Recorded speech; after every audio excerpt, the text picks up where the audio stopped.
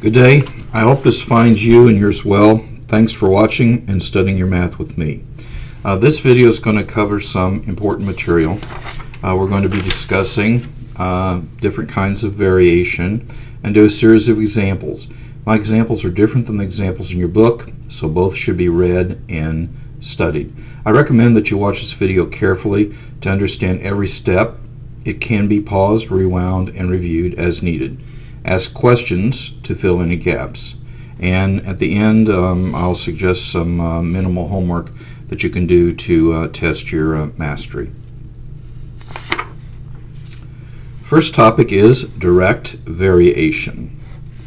We say that y varies directly as x, or we can say y is directly proportional to x if the variable y is related to the variable x by just multiplying a constant, and that constant is called the constant of variation. Likewise, we can have direct variation happening not just between two variables, but with a power of two variables. Here we say y varies directly as the nth power of x, or y is directly proportional to the nth power of x if for every x, y is equal to that same constant times x to the nth power. These direct variations happen often in science and engineering. Newton's second law, Hooke's law for springs, the good old distance formula, revenue equal price per unit times the number of units sold, and formulas for kinetic energy all have these direct variation features. Let's do a problem. At a given average speed, the distance traveled by a vehicle varies directly as the time.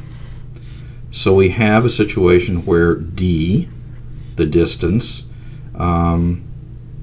varies directly as the time.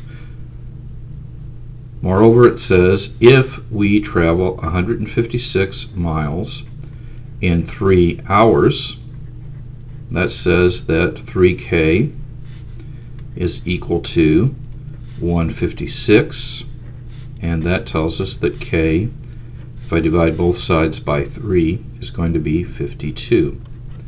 Now we know that d then is equal to 52 times t, and we can do the balance of the problem because we say how far do you travel if you went 5 hours. So we'll say d then is equal to, it'll be 52 times, and t is 5. We multiply those numbers and we get 260 miles.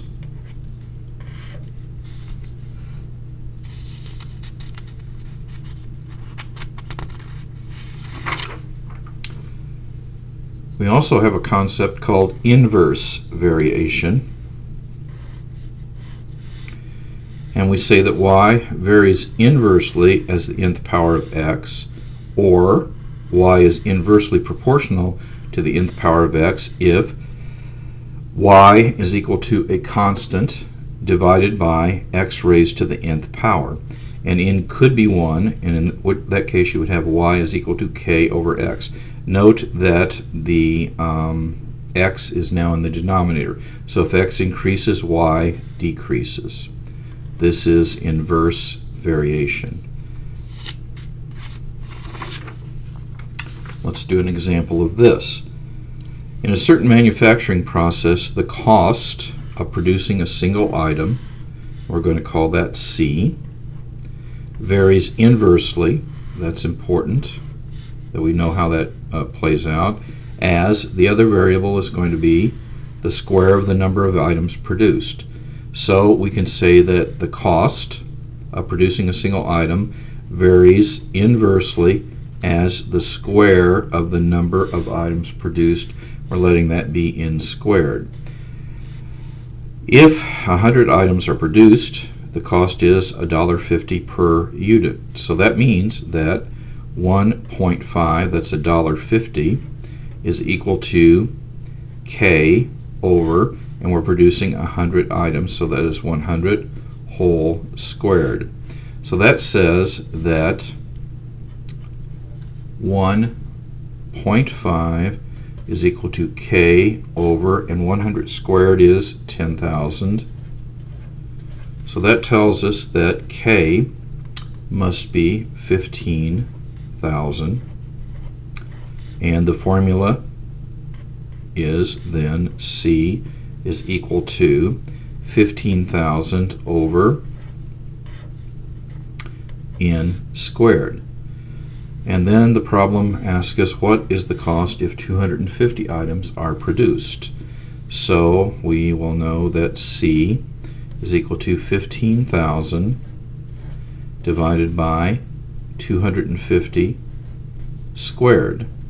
So that is going to be 15,000 divided by 62500, and that is going to be 24 cents per item.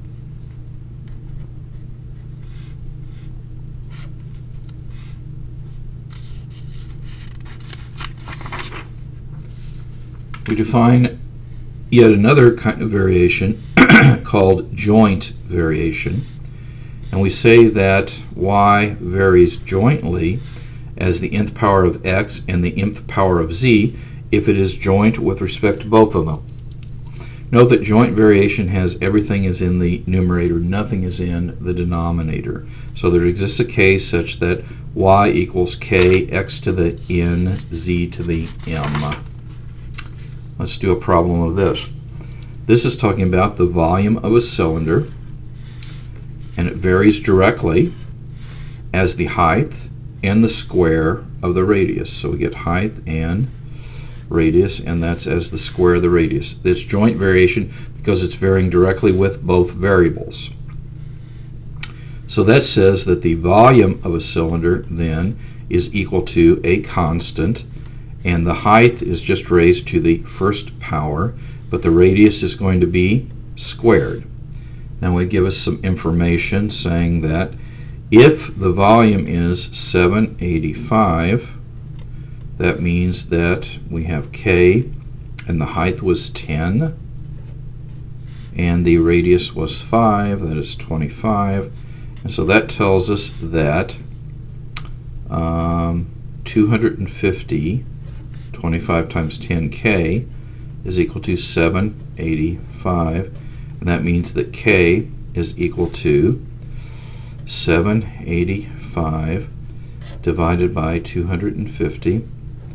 And if we were to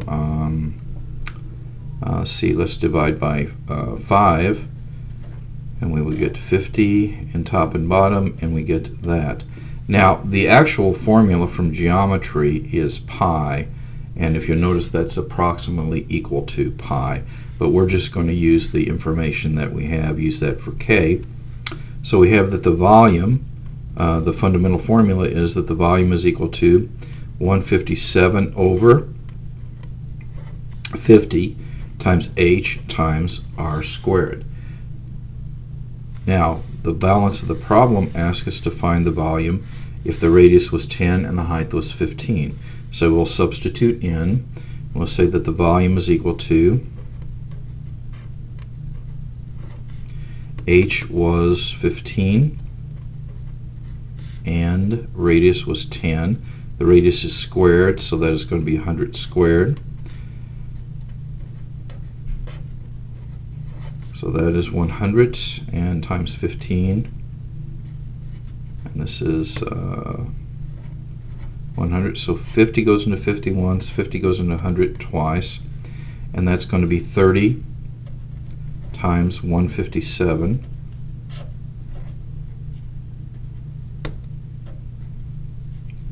So the answer is 4710, and it is cubic centimeters. So that would be the answer for that example.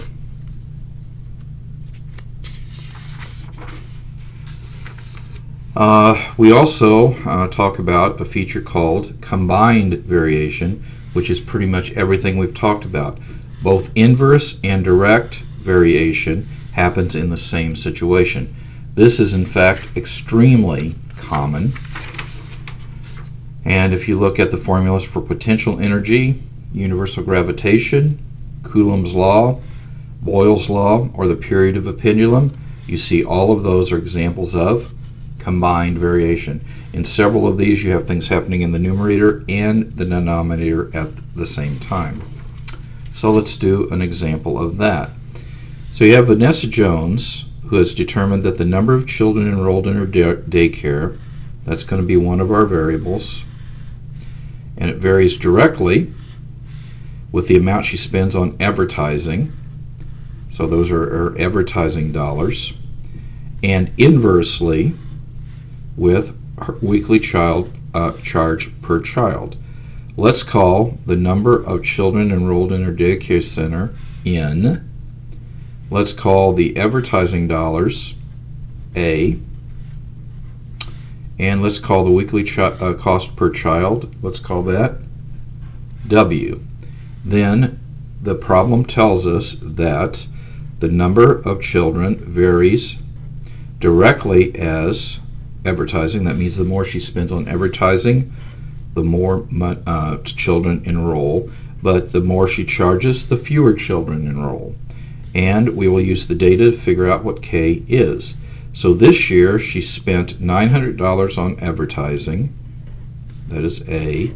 She charged $150 per child, there is K, and she had 51 children.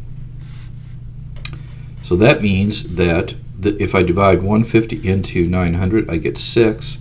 6K is equal to 51. So K is equal to 51 over 6, or 17 over 2 in lowest terms. That means the general formula then is N is equal to 17 over 2. This is going to be, let's see, we want to find out $1,000 for advertising, and 170 per child. So 2 goes into 2 once, 2 goes into that, 500. And this goes into this once, this goes into this 10 times. So if I multiply across, I will find that she can have 500 over 10 or 50 students. So you see, raising the price really didn't make sense in her situation. In summary, we've covered direct variation, inverse variation, joint and combined variation. Please thoroughly read this section in your book and study the examples in your text. They are different than mine and attempt the recommended minimum set of problems. I plan to have you work some problems during class and groups for practice. Until then, take care.